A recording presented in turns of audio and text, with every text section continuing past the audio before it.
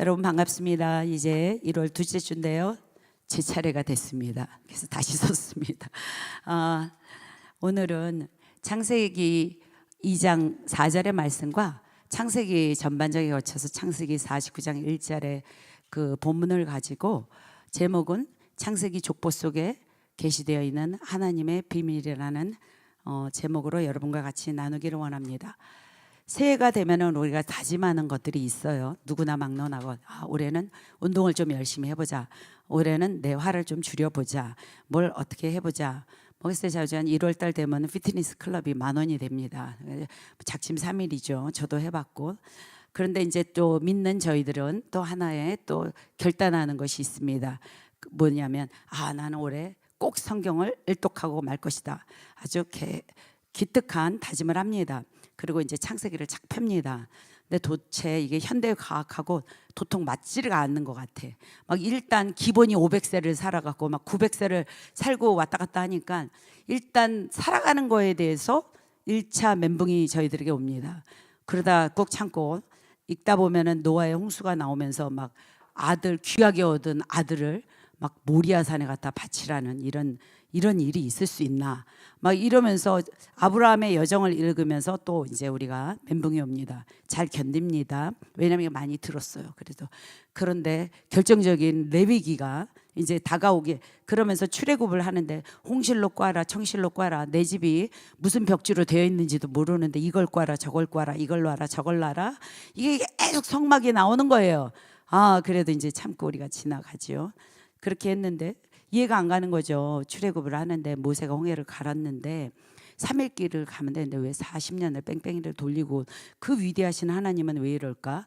그리고 왜 그 안에서 하늘에서 막 장풍을 날리면서 만나와 메추라기를 떨어뜨릴까? 이게 너무너무 저희들에게는 갑자기 이 모든 것들이 이제 무슨 어떠한 대하 소설로 넘어가는 듯한 그러한 시간들이 출애굽을 지나가면서 갑니다. 정말로 이제 나의 위기가 오는 레위기가 다가옵니다. 이거를 극복하는 자들은 종국의 그 어디에서 마지막으로 걸리느냐? 우리도 발음하기 힘든 그 족보에서 걸리게 됩니다. 도대체 우리 집 족보도 알지 못하는데 내가 무슨 남의 나라 족보까지 알아들어?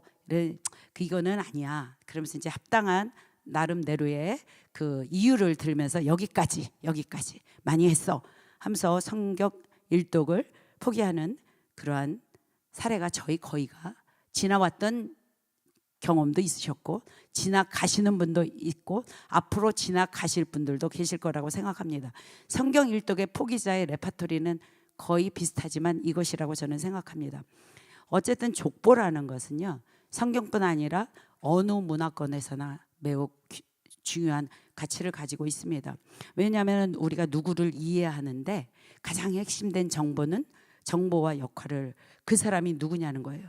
그러면 그 사람의 가문에 누구누구의 아들이다 이렇게 얘기하면은 거의 저희들은 이렇게 짐작을 합니다. 왜 짐작하죠? 그 아버지나 그 부모 때의 교육이 이들을 어떻게 가르쳤을 것이다라고 짐작을 하기 때문입니다. 그래서 족보는 굉장히 저희들에게도 중요합니다. 그래서 그 사람의 직업이 뭐냐, 그 사람이 어디를 나왔느냐, 어떻게 생겼느냐, 사실 이러한 정보는 전혀 필요가 없습니다. 우리가 이렇게 사람들한테 물어볼 때 제일 먼저 물어보는 게 도대체 어느 집 아들이야? 이렇게 많이 물어봅니다. 그렇죠. 거기에 포함되는 것은 그 위에 때에 그가 받았던 그 영향력에 대한 것 때문에 이렇게 말합니다. 성경에도 수많은 족보가 기록되어 있어요. 그때 당시에 종이도 모자르고 잉크도 모자랐을 텐데 누가 누구를 낳은 거를 왜 그렇게 많은 그 분량을 거기다 했을까? 이 생각해 보면 이 족보를 통해서 전달하고자 하는 메시지가 분명히 있었기 때문이라는 겁니다. 그래서 성경이 기록되어 있는 족보들은요 수천 년의 시간 동안 예수님이 오시기까지 그 위대한 구속사들을 그 안에다 다 담아 놓으시면서 아버지의 신실하심과 아버지의 성실하심 그걸 아주 생생하게 남아 놓은 책이 족보입니다. 그래서 하나님은 족보 없이 통치하지 않으십니다. 족보는 그런 관점에서 하나님 나라의 질서입니다. 그래서 오늘 제가 족보에 계시된 하나님의 비밀이라는 것을 가지고 지긋지긋한 족보를 여러분과 나누려고 합니다. 그런데 제가 어느 순간에 이 족보라는 것이 얼마나 하나님의 사랑이 담아 있는지 그거를 깨닫게 되면서 그 다음부터 이게 역대기에 가면 왕창 모여 있거든요. 그런 것만 빼고는 거의 나머지 거는 굉장히 읽으려고 저도 제 나름대로 애를 쓰고 있는데요. 족보는 히브리 말로 톨레톳이라고 합니다. 왜 우리가 히브리 말을 알아야 하느냐? 성경이 히브리어로 쓰여졌기 때문에 그렇습니다. 어쩔 수가 없습니다. 그래서 우리가 그것을 이해하다 보면 이 히브리 언어는 신비의 언어이기 때문에 앞면만을 보여주는 것이 아니라 모든 면들을 다 돌아가면서 보여주기 때문에 저희가 풍성하게 그것을 깨달을 수 있기 때문에 저희가 히브리의 단어들을 사용하는 것입니다. 구약의 창세기 또 신약의 마태복음에는 맨 처음에 족보로 시작합니다. 낳고 이렇게 반복되어지는 게 족보입니다. 결국은 족보를 살펴볼 때 가장 중요한 것은 시작이 누구냐는 거예요. 그리고 시작이 누구고 그가 낳고 해서 끝에 누구를 낳는가가 굉장히 중요한 것입니다. 톨레토트의 그 시발점은요, 한 사람의 조상이 있어가지고 이 조상을 기점으로 계속 시작되는 것을 강조합니다. 이게 그래서 어떻게 가느냐, 끝에 그 부르심을 가진 마지막 끝자주자로 이렇게 끝나갑니다. 그래서 더 세밀히 보자면은 그 족보는 맞지만 톨레토트라는 것은 하나님이 작정하신 자의 계보입니다. 하나님이 누구를 작정하셨을 때 너는 이렇게 되는 게 아니야. 이 사람을 완성시켜서 이 사람이 그것까지 가는 그 많은 여정이 있지 않겠습니까? 그것을 족보로 딱 그게 톨레토트입니다. 그래서 특별한 목적을 가진 족보라고 우리가 해석을 하고 접근하면은 톨레토트는 더 이해가 되실 것입니다. 이 족보를 향해서 우리는 하나님을 향하신 뜻이 무엇인지를 발견이 되는 것입니다. 그 한 사람을 통해서. 창세기에는 이러한 족보가 10개가 나옵니다. 10개가 나오는데 이 족보는 굉장히 중요한 다음 단계의 관문으로 들어가는 그러한 시작입니다. 그래서 여러분들이 그러한 미닝으로 이거를 보게 되면은 좋습니다. 이 보면은 신약 성경의 마태복음에 선포될 때 첫머리에 무엇이 와야 되는지, 그러니까 족보입니다. 족보를 시작해서 내가 어떻게 시작하겠다. 아브라함과 다윗의 자손 예수 그리스도의 계보라, 이렇게 마태복음이 시작합니다. 창세기의 영어의 제목은 제네시스잖아요. 제네시스는 유전자, 제니라는 유전자에 대해서 나온 거거든요. 크리에이트가 아닙니다. 창조된 게 한 생명체의 기원인 그 유전자. 그래서 역사의 시작이 제네시스 창세기입니다. 그래서 제네올로지가 계보학입니다. 아시겠지만 그게 족보입니다. 그래서 창세기를 창조라는 것은 족보를 통해서 이루어졌다. 제네올로지라는 계보학, 그것이 결국 족보고요. 이 창세기가 어떤 창조의 이야기라는 개념보다는 이제는 여러분들이 톨레토시라는, 즉 그 자체가 족보들로 되어 있지만 그것이 그 유전자를 통해서 하나님께서 세상을 창조하셔서 이 세상을 하나님의 방식으로 어떻게 내가 다스리겠다. 그 구원의 자리로 내가 이들을 회복하는데 에덴 동산에 나와서 쫓겨난 이들을 다시 그곳으로 에덴의 회복으로 내가 가기 위해서 사용되는 데 내가 필요한 것이 족보다 이러시는 거예요. 거기에 들어간 사람이 창세기에 10가지의 족보가 있다는 것입니다. 창세기의 10가지 족보를 잠깐 띄워주시면은요, 그냥 이렇게 여러분들이 그냥 나중에 이 10가지가 창세기에 들어 있습니다. 잘 보시고요. 이거는 그냥 지나갈 건데요. 첫째 보면은 하늘과 땅에도 족보가 있다는 거예요. 첫 번째 족보는 천지가 창조될 때 하늘과 땅에 이게 내력이라고 되어 있습니다. 내력이 이러하다, 이렇게 나와 있습니다. 여호와께서 하나님이 땅과 하늘을 만드시는 날에 이때 이게 히브리어로 그게 족보라는 거예요. 그게 톨레토시라고 되어 있습니다. 하늘과 땅이 계시되는 순간 톨레토트는 이러해, 그 족보가 이래 라면서 이렇게 말합니다. 그게 뭐냐, 족보는 아까 제가 뭐라 했죠? 낳거든요. 그러니까 하나님이 하늘과 땅을 창조하시면서 모든 것을 낳으셨다라는 거예요. 피조물을 낳으셨다라는 거예요. 그래서 너 창세기가 이루어지는 모든 것, 이 족보 나타나는 것은 알라드라는 그 히브리어 단어에서 나오는데요. 출생하다. 어떠한 사건이나 사람의 역사를 그때부터 하나님의 손으로 인해서 역사가 시작되는 것입니다. 영어 성경에는 history, 또 generation, story 뭐 이렇게 표현이 되는데요. 이처럼 하나님은 하늘과 땅을 만드시면서 하시는 일이 주된 사역이 톨레토십니다. 낳는 일, 낳았으니까 그 다음에 어떻게 해야 됩니까? 길러야 돼요. 길러요. 그리고 당신이 가지고 있는 그 유업을 여기다가 물려줍니다. 그리고 유업을 줄 수 있도록 이를 세우십니다. 그리고 이가 죽어요.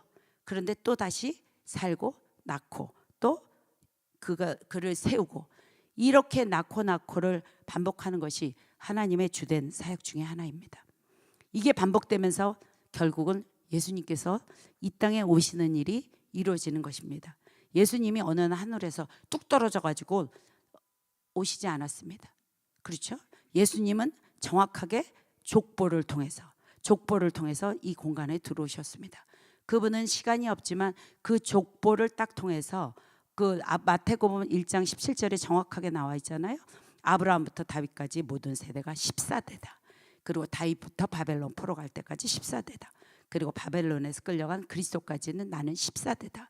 14라는 단어를 맞추기 위해서 어떤 부분에 이렇게 더블로 표현된 것도 있습니다. 그러나 왜 그렇게 하나님이 쓰셨냐? 왜냐하면 하나님은 14대의 다윗의 자손의 예표로, 그래서 결국 예수 그리스도로 그 모든 것들이 오게 되는 동기를 정확하게 써 내려가고 싶어서 족보만 보면 이해할 수 있도록, 아버지가 뭘 얘기하고 싶은지 이해하고 싶어서 이해할 수 있도록 그렇게 성경은 저희들에게 쓰여졌다는 거예요. 왜 그럴까요? 하나님께서는 스스로 계시는 자 아닙니까? 하늘에서 그냥 스스로 계시는데 무슨 족보가 필요해? 그냥 내려오시면 되지. 그냥 이 땅에 내려오실 수 있는 분 아닙니까? 어느 날 그냥 쑥 하고. 그렇죠? 그런데 우리가 기억해야 될 게 있습니다. 예수님은 사람의 몸을 통해서 42대에 걸친 그 유업을 통해서 주님이 이 땅 가운데 오셨습니다. 그들을 세우고 여자의 후손으로 세우고 하시면서 그 유업을 통해서 오셨습니다. 메시아가 이 땅 가운데 오시는 것은 어떤 초월적인 존재가 이 땅 가운데 뚝 떨어져서 그렇게 한 얘기가 아니에요. 아까 제네레이션이라 그랬잖아요. 세대와 세대가 계속 연합해서 그 사명을 이어가고 또 그 유업을 받아가고 그것을 낳고 기르고 그리고 그것을 세워가는 일을 통해서 메시아가 오신다는 것입니다. 그냥 어느 날 우리의 그거 없이 그냥 당신이 그냥 뚝 떨어져 오시지 않아요. 우리가 고대하고 우리가 갈망하고 우리가 세우고, 창조의 역사가 구원의 모든 역사들이 이렇게 통해서 저희들에게 이루어집니다. 그래서 예수 그리스도가 이 땅 가운데 올 때 얼마나 많은 자들의 동역자들이 그곳에 있었습니까?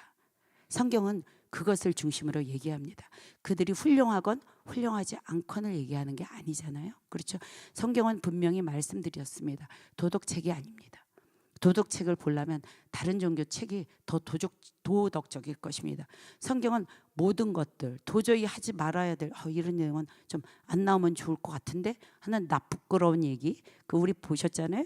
그 12지파의 그 나라가 생길 때 그 막장과 같은 그들의 혈투, 완전히 그런 걸 저희들이 다 보셨잖아요. 얼마나 많은 이스라엘의 그들의 악함들, 저희들이 그런 거 보지 않습니까? 유다가 어디서 나왔습니까? 다말과 유다의 그 유다라는 찬송, 여호와를 찬송하는 유다가 자기 며느리를 범하는 이런 얘기들을 성경은 과감없이 이야기합니다.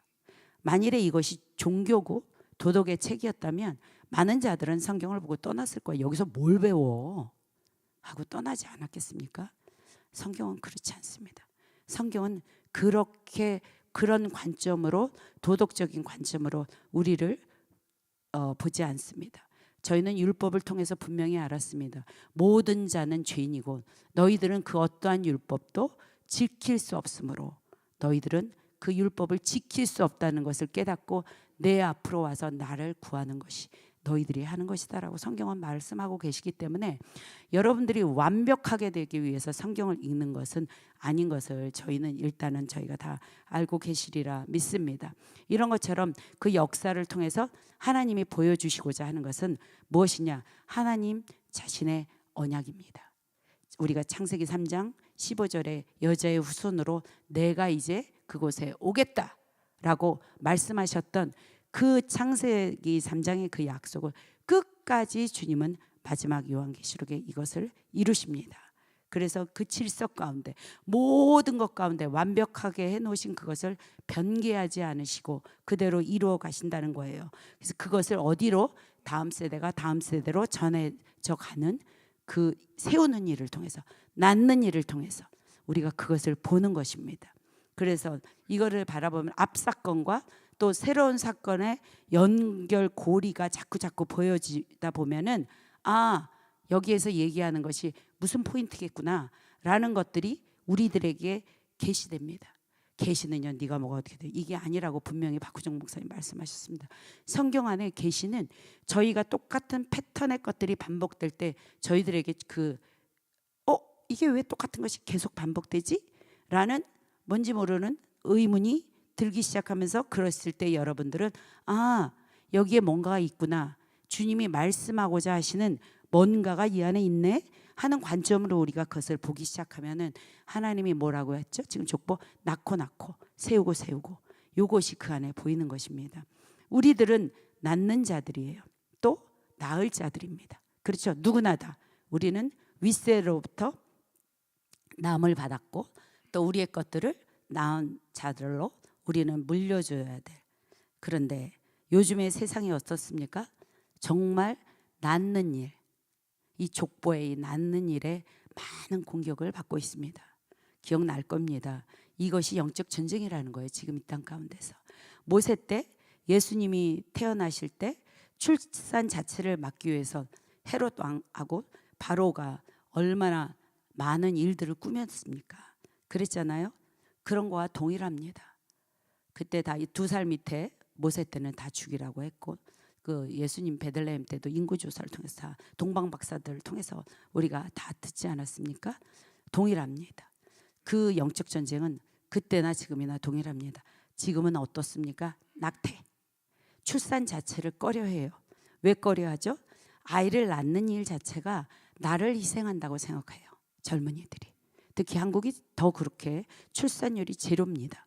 그러면 이 얘기는 뭐라는 얘기입니까? 결국은 종국에 우리의 나라가 없어진다는 얘기 아니겠습니까? 이것 누가 좋아하는 일입니까? 이거예요. 굉장히 자기가 손해본다는 것. 그러니까 내가 손해를 안 봐야 되는 거예요. 그렇게 세상이 교육을 그렇게 시켰습니다. 이런 출산이 우리에게는 굉장히 이 지금 세대는 너무너무 힘들다고 생각해요. 버겁다고 생각하더라고요. 굉장히. 저희 때 저도 저 세대만 해도 저는 아이 키우는 게 그렇게 버겁다고 느껴본 적이 없거든요. 근데 저희 며느리들 보면 너무 버거워해요. 물론 일을 하니까 그런 것 같지만 요즘 세대는 뭔지 모르게 내 애를 어떻게든 내가 잘 키워봐야 된다는 그 책임의식이 어렸을 때부터 배워져서 그런지 너무 잘 키우려고 그래. 대강 키웠으면 좋겠구만. 그냥 제가 보기엔 잘 키우려고 그래. 이게 제 세대의 사고방식이라 제가 얘기를 안 하는데 그래도 뭐 이렇게 그렇게까지 그렇게 안 해도 크더구만 하는 생각이 저는 들어요. 죄송해요. 이렇게 젊은이들은 그렇게 안 하겠지만 그러니까 점점 그런 교육들, 그런 교육으로 인해서 아이를 낳고 기르고 번성하는 일은 예수님께서 성경에 즐겁고 좋은 일로 우리에게 주신 우리의 특권이었거든요. 그런데 이것이 이들에게는 족쇄가 되기 시작하는 거예요. 이것이 누가 주었어? 이 풍조를 누가 줬을까요? 그 많은 그 시간 속 안에 영적인 사단이 우리에게 주어진 그러한 시스템들입니다. 그래서 예수님이 다시 오심을 이루시기 위해서는 이러한 것이 생육하고 번성하고 충만한 것. 하나님의 역사는 생육하고 번성하고 충만한 것에 있습니다. 그 생육이라는 것은 씨를 가지는 것이거든요. 히브리어로 보면 씨를 갖다라고 되어 있는데요. 하나님에게 속한 모든 것에는 씨가 담겨져 있습니다. 그 씨. 우리는 보이지 않아요. 그러면 이 씨가 번성을 하거든요. 그런데 그 번성을 하기 위해서 그 씨가 결국은 세워지고 나서 세워지고 이루어는 것이 계보를 이루는 일입니다. 그래서 세대를 걸쳐가면서 이 씨를 키워내는 일, 이것이 톨레톳이라고 합니다.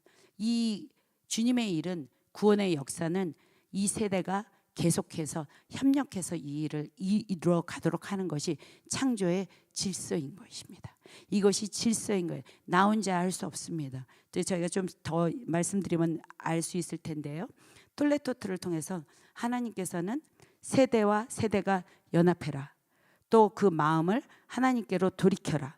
그래서 아버지 하나님의 나라가 우리의 아버지가 하나님 되심, 그 아버지께서 약속하신 그 언약 하나로 우리가 그 유업을 같이 이어서 계속적으로 가지고 가서 결국 너희들은 주님의 다시 오심을 볼 것이다, 이렇게 말씀하셨거든요.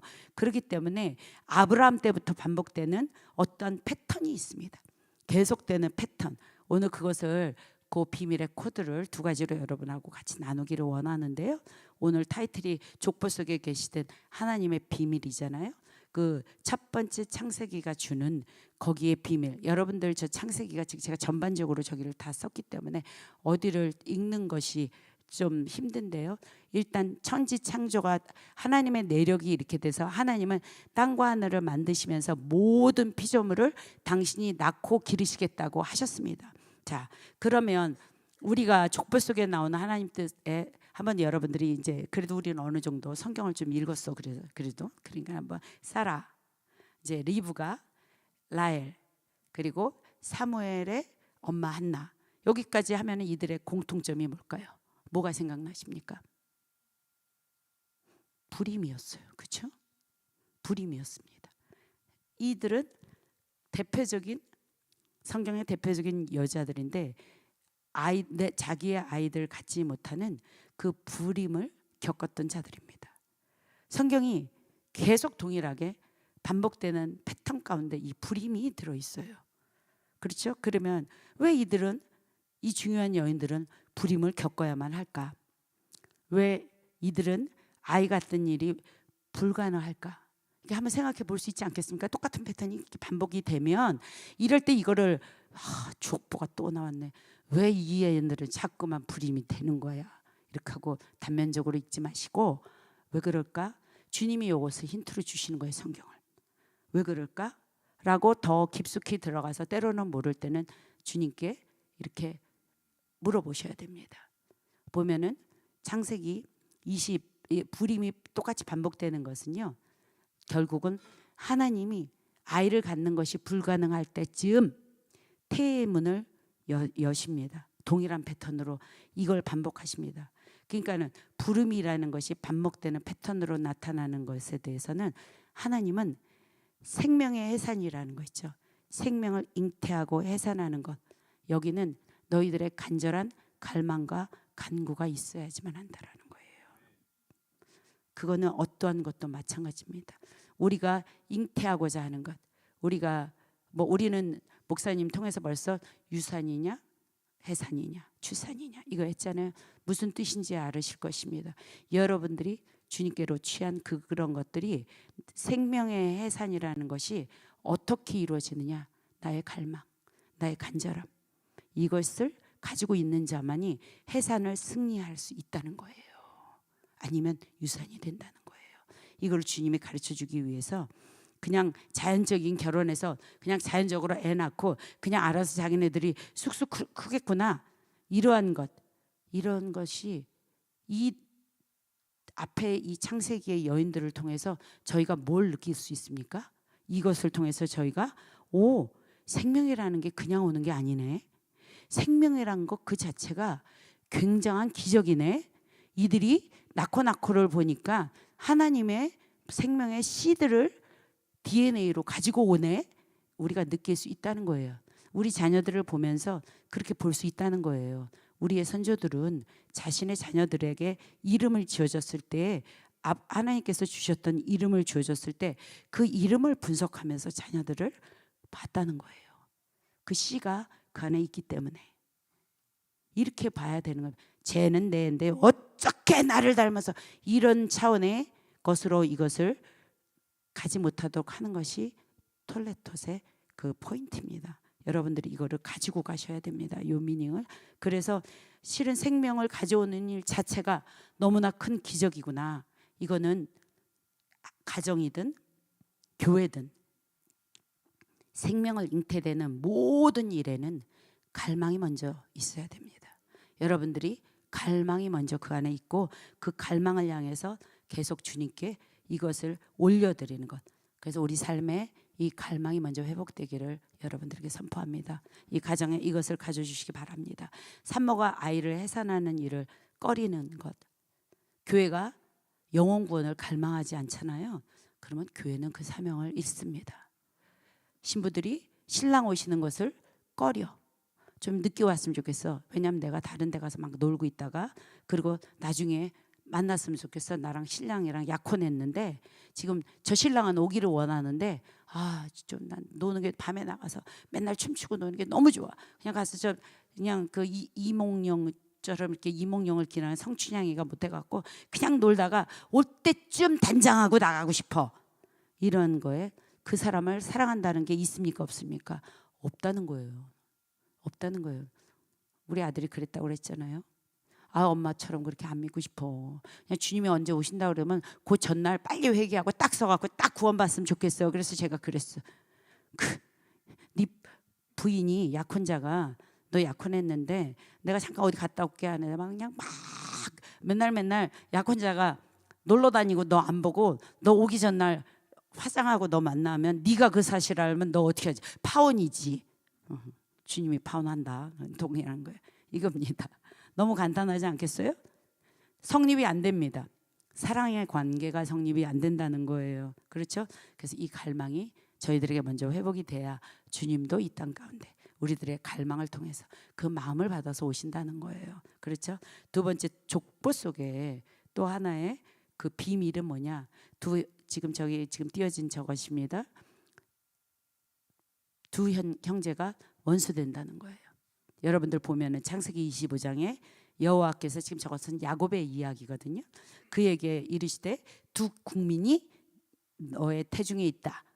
두 민족이 네 복중에 있는데 이 족속이 저 족속보다 강할 것이고 큰 자가 어린 자를 섬기리라. 이렇게 한 거예요. 이거 에서와 야곱의 싸움이잖아요. 배 안의 싸움이거든요. 근데 이게 어느 개인의 이야기가 이제 내려주셔도 됩니다. 이제 이게 어느 개인의 이야기가 아니에요. 이게 훗날 에돔이라고 불리는 이방의 남은 자들과 이스라엘의 관계를 암시해주는 하나의 패턴입니다. 저것이 그냥 야곱과 해서 뭐 이렇게 성경은요 우리가 조금씩 더 읽다 보면요 그렇게 단순한 책이 아닙니다. 굉장한 깊이가 있어요. 우리로는 알 수가 없어요. 주님이 열어주시는 그 부분까지만 저희가 이해하고 그 안에서도 충분히 우리가 그 주님을 찬양하고 경배하거든요. 그래서 주님은 매일매일 우리가 성경을 묵상하고 그 비밀을 볼 때 조금씩 열어주세요. 와, 정말 신비롭구나. 어떻게 이럴 수가 있을까? 그 새 노래가 우리의 매일매일의 찬양이 돼서 우리가 주님의 오신 날까지 달려가는 것입니다. 기쁨으로. 우리가 어떻게 매일 기쁠 수 있습니까? 우리 삶이 뭐가 그렇게 매일 기쁘고 즐거울 수 있습니까? 즐거울 수 있는 이유는 우리를 넘어서 이렇게 성경을 통해서 주님이 제시하고 계시는 그 진리들이 너무너무 어마어마하다는 거예요. 나의 상식으로 조금만 알게 되면은 그게 기뻐가지고 우리는 가슴이 막 두근두근한데 저희 아침에 임재정 묵상하는 팀이 그래요. 끝나면 목소리 톤이 높아져. 여러분들 여기 우리가 느헤미야 끝났는데 안 가셨잖아. 왜 이렇게 안 가? 맨날 늦게 끝나준다고 그러고 우리 목사님이 그렇게 자꾸 길게 하시잖아요. 여러분들이 집에를 안 가. 영이 기쁘니까 막 이거를 나누고 싶은 거예요. 그렇죠? 뭔가 아버지의 새 노래가 요만큼 나에게 들어왔기 때문입니다. 어제의 것으로 어제의 기쁨으로 오늘의 내가 나의 앞의 역사를 발을 내디딜 수가 없습니다. 절대로 내디딜 수가 없습니다. 그래서 여러분들께 자꾸 말씀으로 그 아침마다 묵상하면서 그 안에 진리를 발견하라고 그러는 것이 이 이유 때문인 거예요. 에서와 야곱이 싸움을 하는데 이 에돔 때문에 결국 훗날에는 뭐냐? 원수된 형제 에서의 후예들이 에돔이거든요. 그래서 이스라엘과 원수된 이들이 화해한다. 그래서 한 세 사람의 그 일을 이룬다. 이것이 성취된다. 자, 모든 부모가 자기 쌍둥이 애가 뭐 쌍둥이가 아니래도 마찬가지죠. 집에 형제가 있으면 얘네들이 서로 싸움하고 안 보면 누가 제일 가슴 아픕니까? 부모가 제일 가슴 아프거든요. 결국은 주님 마지막 때에 이들을 화합해서 한 세 사람을 이루도록 주님이 하십니다. 아모스 9장 말씀에 보면은요, 여기에 이게 나옵니다. 우리가 잘 아는 다윗의 장막이 여기서 나오는데요. 내가 다윗의 무너진 장막을 일으키고 그것들의 틈을 막으며 그 허물어진 것을 다시 일으키시겠다. 이렇게 돼 있거든요. 그런데 그 성취는 12절에 에돔의 남은 자와 내 이름으로 일컫는 만국의 기업들을 함께 얻게 하시겠다. 이것이 마지막 때의 얘기입니다. 다윗의 장막은요, 에서와 야곱이 싸움하고 있지만 이제는 평안하게 한 세 사람이 이루어지는 이야기로 변화가 될 때 다윗의 장막은 회복돼 하는 게 저희 이야기입니다. 다윗의 장막은 이스라엘과 이방 사람들이 이제 더 이상 싸우지 않고 이들이 하나로 돼서 한 세 사람을 이룰 때 그것은 회복된다. 다윗의 장막이 회복된다는 것은 이 땅 가운데 주님이 재림을 하시겠다는 말씀입니다. 그래서 이것은 큰 자가 작은 자를 섬기고 먼저 된 자가 나중된 자를 섬기는 이러한 일들이 계속적으로 이렇게 반복된다는 거예요. 야곱의 자녀들 가운데 장자가 루벤이었잖아요. 그렇죠? 루벤. 그리고 장자의 역할을 한 사람은 유다였어요. 그런데 장자로서의 그 유업을 받은 자는 누구였죠? 요셉이었습니다. 그렇죠? 요셉의 아들도 똑같이 쌍둥이지. 그렇죠? 저렇게 지금 나왔던 야곱과 에서처럼 요셉도 쌍둥이, 그 형이 므낫세고 동생이 에브라임이었잖아요. 그래서 야곱과 에서와 똑같은 반복되는 이야기가 또 요셉에서 한번 똑같이 쌍둥이로 반복이 됩니다. 그런데 우리가 알 수 있는 것 하나 있어요. 야곱은 유언을 블레싱을 이제 똑같이 블레싱을 하면서 이 므낫세와 에브라임을 이렇게 엇수로 손을 놓고 이렇게 하자 이렇게 안수하지 않습니까? 동생을 오른손을 머리에다 놓고 축복을 하고 형을 나중에 왼손에다 놓고 축복하니까 요셉이 그러면 안 된다고 이렇게 바꾸라고 했을 때 야곱이 말해요. 아들아, 나도 알아. 그러면서 그냥 축복을 그렇게 해주십니다. 작은 자가 먼저 되고 또 나중된 자가 먼저 되는 하나님의 축복의 순서들을 야곱은 여기서 이렇게 선포하면서 나가는 겁니다. 이것이 그 말씀의 선포가 그 안에 들어있는 거예요. 혈통이나 능력이나 장자나 또 그저 장자가 되는 것이 내가 장자였기 때문에 그것을 그냥 물려받는 것이 아니에요. 톨레톳의 그 족보는 내가 장자기 때문에 그냥 물려받지 않습니다. 하늘에 하나님의 간절한 소망이 이들 안에 있냐는 거예요. 그 순서로 이들이 그것을 물려받고 나간다는 거 여러분들은 꼭 기억하셔야 됩니다. 네. 창세기 족보 중에 가장 많이 등장하는 인물이 야곱이거든요. 야곱은 지금 저 아까 25장에 태중에서부터 등장해. 태중에서부터. 성경에 50장인데 25장 26절 태중에서부터 이제 나와서 그 태중에서부터 막 형이랑 싸움하는 거가 나오는 게 등장해서 50장에 본인의 장례식까지 나오는 그러한 성경 전체 중에 이렇게 많은 장을 할애한 자가 없습니다. 인물이. 얼마나 중요하기 때문에 여기에 이렇게 들어왔을까요? 성경은요, 중요한 것 순으로 써 있습니다. 많은 포지션을 차지했다는 얘기는, 할애했다는 얘기는 그만큼 야곱은 하나님의 나라에서 중요한 역할을 했다는 것이에요. 야곱을 통해서 우리가 주님, 내가 하나님의 나라의 기쁨이 되고 아버지가 하시는 일에 동역하고 싶고 아버지가 하시는 모든 일에 제가 동참하고 싶습니다. 나를 내드리고 싶습니다 할 때 우리가 많이 봐야 될 인물 중에 한 사람이 야곱인 거예요. 그렇죠? 우리가 이렇게 보면서 어떠한 일을 했는지 볼 수 있는 거예요. 보면은 성경이 그 이삭도 나이 들어 눈이 어두워져서 창세기 27장 보면 마지막에 자녀들한테 블레싱을 하지 않습니까? 그 성경은 다 그렇게 나와 있죠. 그런데 이삭이 나이가 많아서 눈이 어두워졌어요. 그래서 맏아들 에서를 불러갖고 아들아 내가 뭐가 먹고 싶으니까 갖고 와라. 그러면서 축복을 해주니까 눈이 어두워졌는데 이삭이 영 분별을 못해. 냄새도 막 그렇게 맡게 하고 막 이러니까 그냥 갔다가 야곱에게 블레싱을 하지 않습니까? 그런 이렇게 육의 소유를 따라서 그렇게 그냥 영 분별이 안 돼서 이삭은 사실 그렇게 안수를 합니다. 하나님의 뜻이기도 하지만 그렇게 했습니다. 야곱을 구별하지 못했습니다. 그런데 지금 이 야곱은 창세기 48장에 똑같이 이스라엘이 눈이 어두워져, 눈이 나이로 말미암아 어두워져 보지 못했더라 그렇게 돼 있습니다. 나이로 말미암아 눈이 어두워진 그 야곱은요, 눈은 어두워졌어요. 그런데 영이 선명했다는 거예요. 영이. 그래서 둘째와 첫째를 이렇게 딱 했을 때 요셉에게 나도 알아 라고 그 자신에게 주었던 그 충만함, 자기가 낳고 기르고 세워서 유업이 뭔지를 너무 정확하게 알았기 때문에 그 유업대로 자신의 사명을 감당하고 이렇게 어수를 놓고 그것을 마칩니다. 야곱은 훈련으로 완성된 아비의 영적 모델입니다. 야곱은 분명한 영적인 아비의 모습입니다. 야곱의 삶을 보세요. 죽은 줄 알았던 사랑하는 아들 요셉으로 인해서 가나안에서 애굽으로 내려오거든요. 애굽으로 내려와서 바로 왕 앞에 이렇게 가서 이렇게 만납니다. 이제 초청을 받았겠죠. 이제 와서 이렇게 만났을 때 야곱이 한 이야기는 굉장한 저희들에게 영적 교훈을 주는 거예요. 바로 왕 앞에 서서 그때가 130세입니다. 그래서 이제 섰어요. 당신의 이름은 무엇이고 당신은 누구십니까? 이러니까 제 인생은 130년을 살았어요. 그런데 그 험악한 세월을 저는 살았습니다. 이렇게 말해요.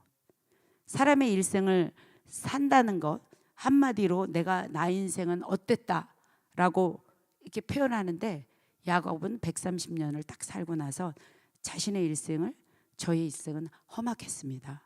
이렇게 바로에게 말해요. 우리가 요 얘기를 지금 47장 28절에서 왜 험악하다고 얘기했을까? 요거 힌트를 저희가 28절에서 볼 수 있습니다. 보면은 야곱이 애굽 땅에 17년을 더 거주했습니다. 그러니까 130살에 와서 바로 앞에 내 인생이 험난했어요. 그렇게 고백을 하고 17년을 아들이 총리로 있는 애굽 땅으로 내려와서 같이 삽니다. 그래서 147세에 야곱은 죽습니다. 그렇죠? 그러니까 우리가 여기서 이거를 잘 보면은 그런 게 야곱은 130세 가나안에서 죽었다고 생각했던 요셉을 만나가지고 내려와서 140세 데려놓고 47장 28절에 이제 다 조금 있으면 그 자기의 12명의 자녀들을 다 불러요. 그리고 유언을 하고 그리고 나서 이제 47장인가 48, 49, 50장이면 장례식이니까 죽는 게 나오겠죠. 여기에 보면은요. 17년을 거주하며 살았다. 애굽 땅에 살았다. 이렇게 표현했는데 이스라엘 히브리 말로 쉐칸이라는 게 저 거주하다입니다. 내가 거기에 스테이하고 살고 있다. 거주하다. 이 쉐칸에서 파생된 단어가 쉐키나, 쉐키나의 영광, 거주하시는 임재, 하나님의 쉐카나의 영광, 우리에게 임하시는 임재, 거주하는 임재, 이런 걸 얘기하는데요. 거기서 살았다 하면은 쉐칸이라는 단어를 써야 되는데 저기에는 히브리어에 하야라는 단어를 씁니다. 하야, 거주하다가 하야라는 단어인데요. 하야는 숨쉬다, 내가 살아있다, 이 단어입니다. 그러니까는 다시 말하면 직역하면 야곱이 애굽 땅에서 17년을 살았는데 숨 쉴만 했다라는 거예요. 그렇죠? 왜 야곱은 숨 쉴만 했을까? 왜 여기에 하야 동사를 썼을까? 야곱이 요셉을 만났기 때문입니다. 요셉은 예수님을 예표해요.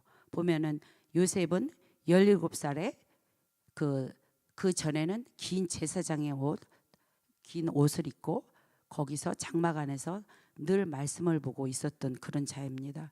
그래서 노예로 팔려가잖아요. 요셉이 노예로 팔려갈 때 그 누가 미워해? 형제들이 미워해서 그 미워해서 죽이려고 했잖아요. 그래가지고 그 짐승의 피를 옷을 벗겨서 막 묻혀서 피 묻은 옷을 벗겨서 아버지에게로 갖다 줍니다.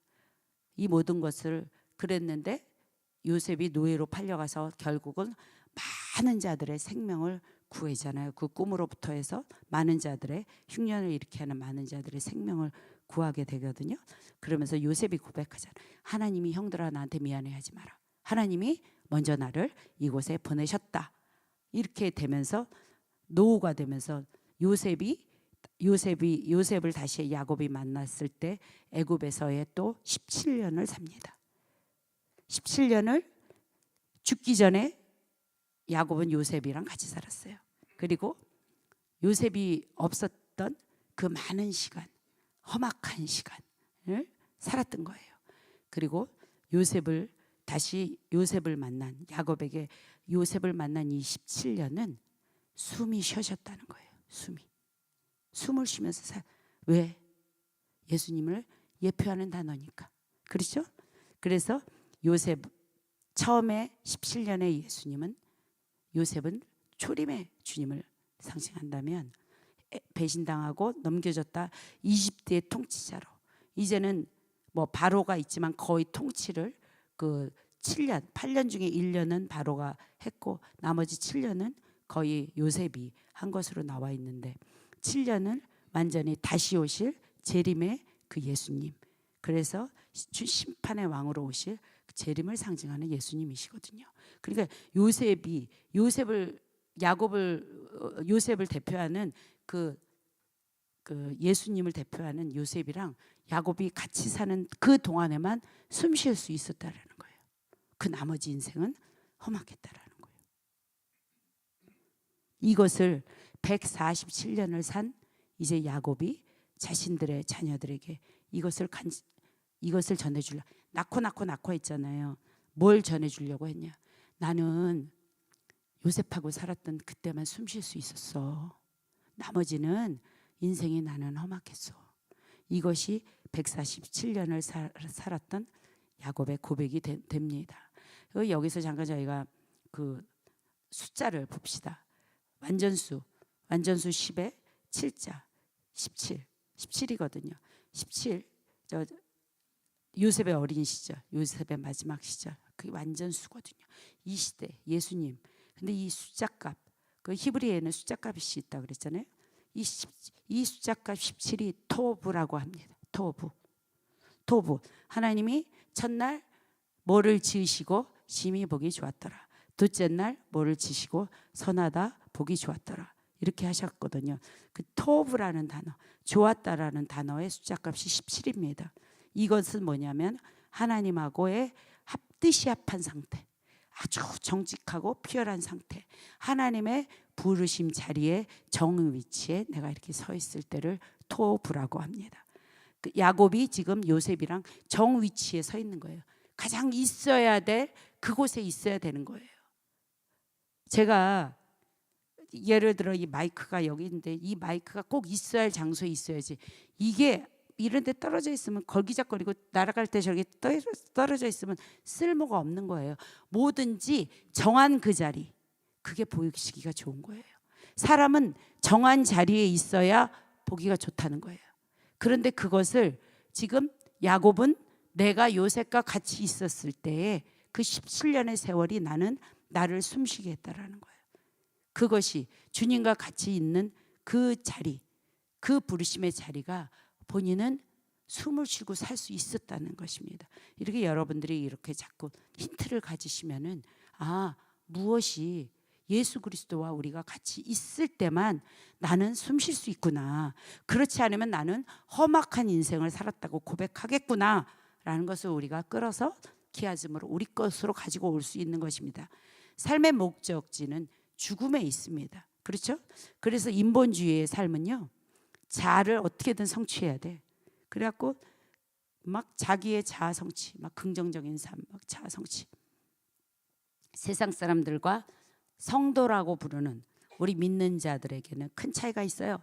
성도의 삶의 방향은 세상 사람은 막 그냥 어떻게든 자아 성취를 해갖고 그냥 더 잘 살아보려고 어떻게 합니까? AI 속에 자신의 이 DNA를 진을 넣어가지고 안 죽으려고 그러잖아. AI로 살으려고 하는 거잖아. 지금 그런 세상에 저희들이 살고 있잖아요. 그렇죠? 그런데 성도의 삶은 죽으래. 방향이 달라요. 방향이. 그래서 내가 교회 나와서 내가 아직도 세상의 사람이라고 생각하면은요 미치겠는 거예요. 맨날 오면 죽으래니까. 안 죽고 싶어. 나는 안 죽고 싶어. 나는 살리라 했는데 막 교회만 와서 살고 싶어 교회 왔는데 죽어 막 이러는 거야. 성도의 삶은 죽는 삶이에요. 이해가 안 가. 왜? 죽음의 본질을 이해하지 못하기 때문에 그런 거예요.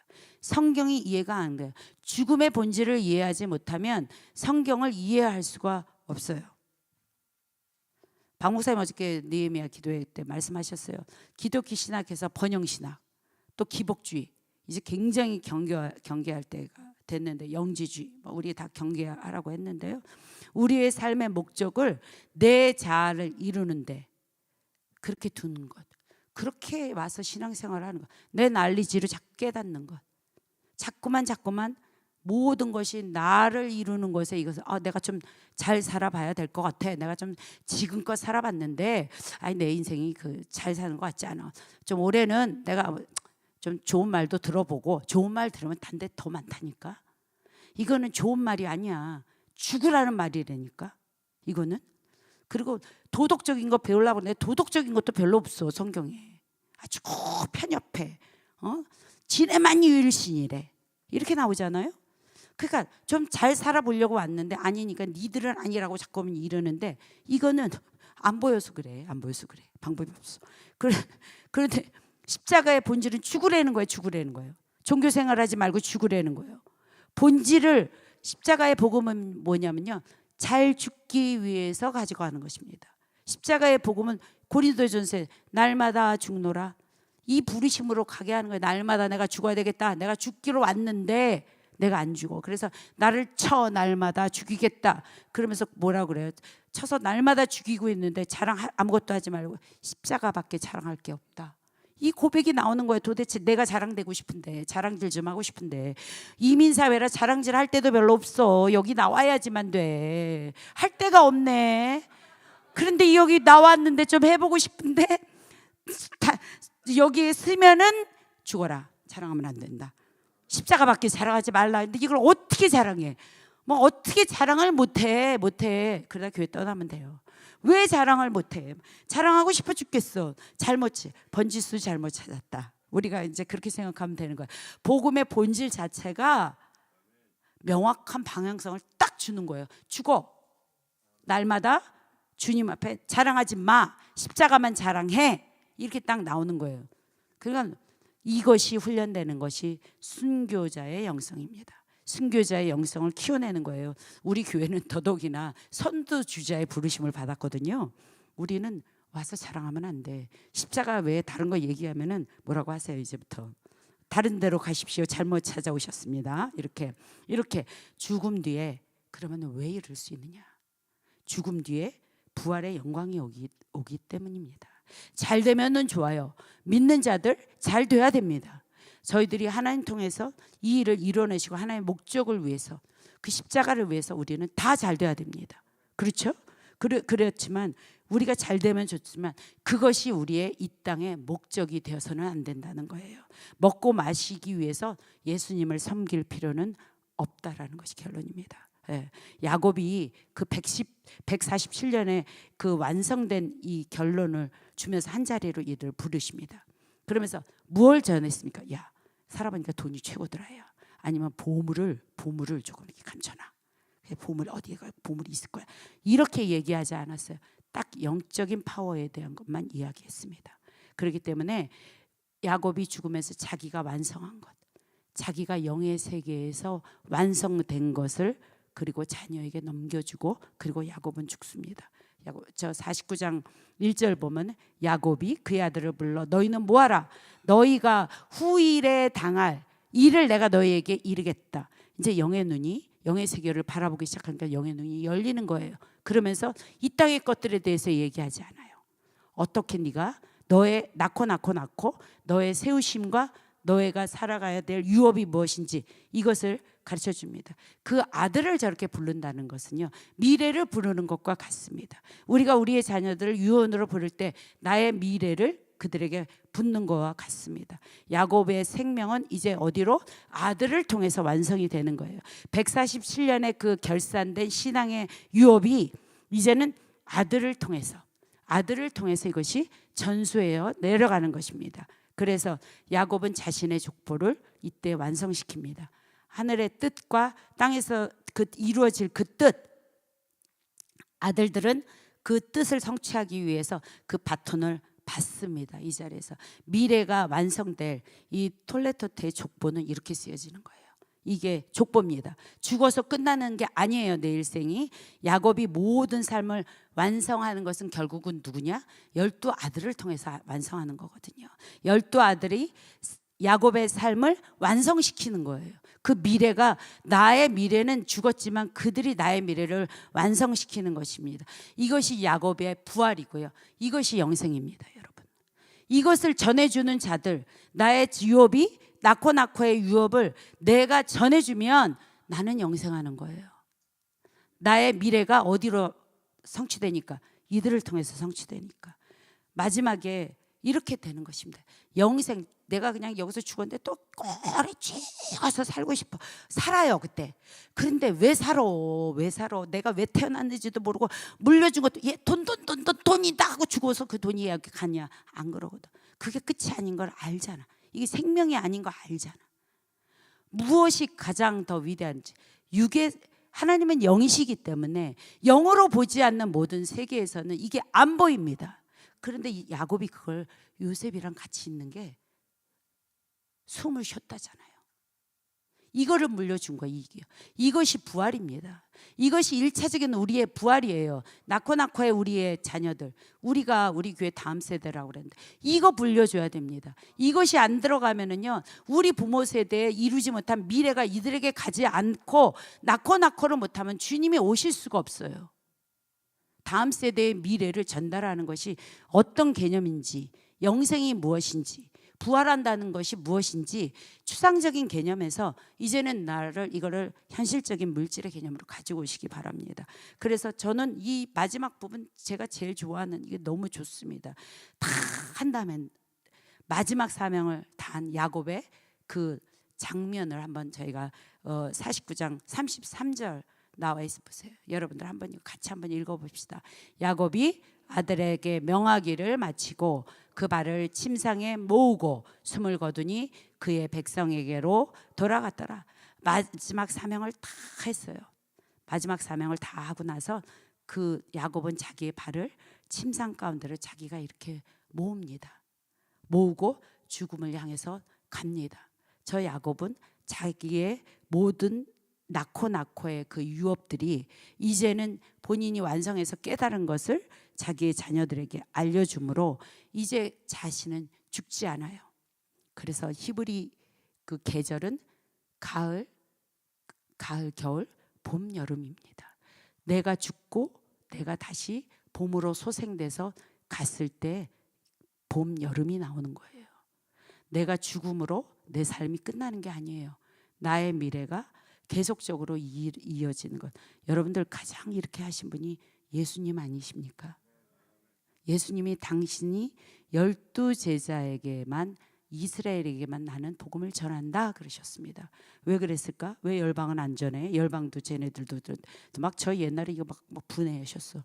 막 분해했어요. 왜 우리는 뭐야 막 그랬는데 보세요. 예수님은 12제자에게 나코를 하면 그 나코가 열방을 전해질 줄을 알으셨습니다. 그것이 부활인 거예요.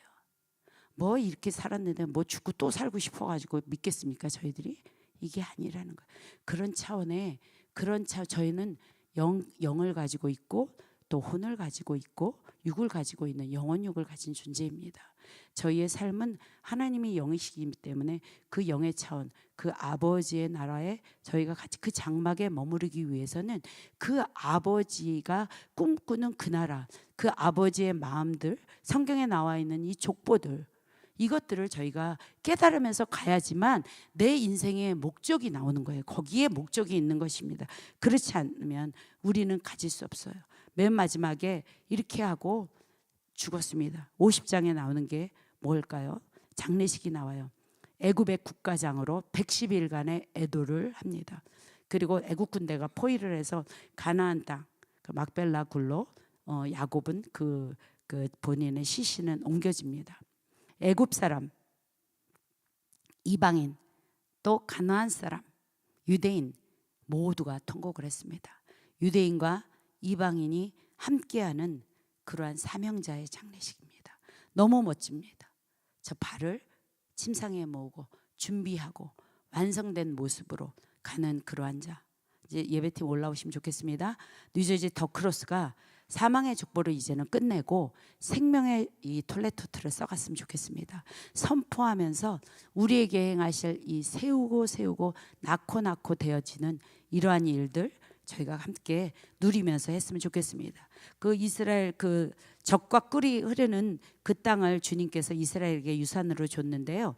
이 여기에서 유산이라는 단어라는 그게 나할라라는 것입니다. 히브리어로 나할라인데 이 나할이라는 것은 신의 강이 흐르는데 흘러가는 모든 것들을 나할이라고 합니다. 믿음은 영적인 것은 흘러가야 합니다.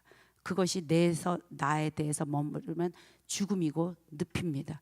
흘러내려야 됩니다. 생명은 흘러가는 것입니다. 복음은 흘러가는 것입니다. 예수 그리스도가 이것을 오셔서 하셨기 때문에 지금 이렇게 열방에 충만한 복음이 흘러가고 있는 것입니다. 저희 뉴저지 더크로스 처치 이제 1년 됐습니다. 저희들이 느헤미야 기도하면서 많은 하나님이 주시는 많은 응답들을 받은 걸로 제가 알고 있는데요. 정말 저 자신에게도 하나님께서 흰말이 폭포수처럼 내려오는, 우리가 말을 다 동시에 받았습니다만 끝도 없이 밀려오는 그 다음 세대들의 그 흰말들이 거침없이 이 세상을 질주하면서 하나님 나라를 이루실 것이라 생명합니다. 이 생명을 흘려가는 그러한 교회, 그러한 복음, 그런 톨레토트 저희가 썼으면 좋겠습니다. 여러분들 지금 무슨 족보를 써 내려가면서 살고 싶으신가요? 2025년 이제 첫 달 시작입니다. 돌아보면 험난했지만 야곱이 요셉을 만나서 숨쉬었던 것처럼 내 인생도 이제 그러한 삶으로 나는 들어가야 되겠다라고 결단하면서 그러한 준비되는 그런 시즌 됐으면 좋겠습니다. 다 같이 일어나셔서 우리가 잠깐 기도하며 가기 원합니다. 주님, 그렇습니다. 우리가 하나님께서 이 족보를 통해서 흘려보냈던 그 아버지의 비밀들을 오늘 들었습니다. 아버지, 애굽과 이스라엘의 차이가 무엇입니까? 애굽은 나의 삶이 내가 주인이라면 그 가나안 땅, 아버지의 땅은 절대적인 생명자가 창조자가 그분이 나의 주인이신 것입니다. 아버지, 그 나라를 향해서 이제 우리가 결단하고 발뛰기 원합니다. 나도 낳고 낳는 유업을 세우고 또 이것을 전수해주는 그 족보를 써내려가는 그러한 아버지의 동역자가 되게 해달라고, 그런 가문 되게 해달라고 이 시간 주여 한번 부르시면서 우리가 먼저 기도하시겠습니다. 주여, 아버지, 생명을 낳는 저희들 되기 원합니다. 낳고 아버지 하나님의 것들을 낳는 저희들 되기 원합니다. 더크로스 처치가 아버지 그저 한 교회로 이 땅 가운데 세워진 것이 아니라 하나님께서 이 땅에 아버지 하나님 흘려보내야 될 아버지의 유산들을 이곳에 모으셨다고 믿습니다. 아버지, 이것들을 열방으로 올려내는 저희들 되기 원합니다. 아버지 하나님, 그리하여 이제는 내가 아버지 험난한 세상을 나로 인하여 사는 것이 아니라 주님과 함께 삶으로 내 인생이 아버지 하나님 숨 쉴 수 있는 그러한 아버지 인생이 되었다고 고백하는 저희들 되기 원합니다. 아버지, 나라를 우리의 삶 가운데 먼저 이루기를 원합니다. 주여, 아버지, 우리를 그렇게 사용하여 주옵소서. 하나님, 우리의 삶을 완전히 주님 앞에 결단하며 나아가게 하여 주십시오. 아버지, 우리가 다시 한번 주님 앞에 고백하며 나아갈 때 더크로스 처치를 통하여 행하신 일들, 족보를 아버지 하나님 써내려가는 저희들 되게 하여 주십시오. 하나님, 우리 삶이 2024년으로부터 다시 한번 정렬되어 2025년에는 아버지와 동역하는 해가 되기를 예수 그리스도의 이름으로 선포합니다. 주 예수. 한 가지 더 기도하며 마치고 각자가 자리에서 기도하면서 교제했으면 좋겠습니다. 이 시간 저희가 LA 산불을 위해서 저희가 같이 기도하기 원합니다.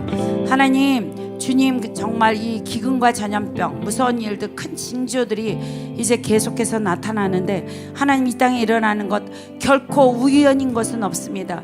그러나 우리는 압니다. 위기가 창조주 앞에서 겸손하게 나를 돌아볼 수 있는 절호의 기회라는 것을. 아버지 하나님, LA에 시작된 이 강한 산불들, 주님 앞에서 역풍으로 끊어지게 하여 주십시오. 잠잠하게 하여 주십시오. 이것을 통해서 하나님, 정말 부와 성경에 집착했던 많은 이들이 무엇이 진짜인지, 무엇이 인생의 유업인지 깨닫는 시간에 되게 해 주십시오. 하나님, 그리하여 이제는 바람도 내가 이길 수 없는 나약한 존재인 것을 깨달아 하나님 앞에 모든 영혼들이 돌아올 수 있도록 캘리포니아의 산불을 잠잠케 해달라고, 이들이 주님 앞에 돌아오게 해달라고 한번 같이 통성으로 기도하시면서 여러분 돌아가시면 되겠습니다. 주여, 아버지, 그렇습니다. 위기가 주님 앞에 또 다른 나의 잠잠함을 바라보는 기회인 것에 감사드립니다. 아버지 하나님, LA 산불이 주님 앞에 잠잠해질 것을 선포합니다. 역풍으로 이것이 잠잠해질 것을 선포합니다. 하나님, 그렇습니다. 인간의 나약함이 산불조차도 우리가 어찌할 수 없다는 것을 이번 통해서 우리가 보았습니다. 아버지, 주님 앞에 영혼들이 돌아오게 하여 주십시오. LA에 있는 많은 주님을 악법으로 다스리는 모든 주님을 대적하는 법들이 이번을 통하여 다 사라질 것을 선포합니다. 주님, LA 땅과 캘리포니아를 다스려 주십시오. 마지막 때 주님, 그들에게 기회를 주심으로 아버지 나라의 영광이 있기를 주님 원합니다. 그렇게 하실 주님을 찬양하며 예수 그리스도의 이름으로 기도드렸습니다. 주님 다스리시네. 예수 나라 임하시네. 주님 통치하시네. 주님 다스리시네. 예수 나라 임하시네. 주님 통치하시네. 주님 다스리시네. 예수 나라 임하시네.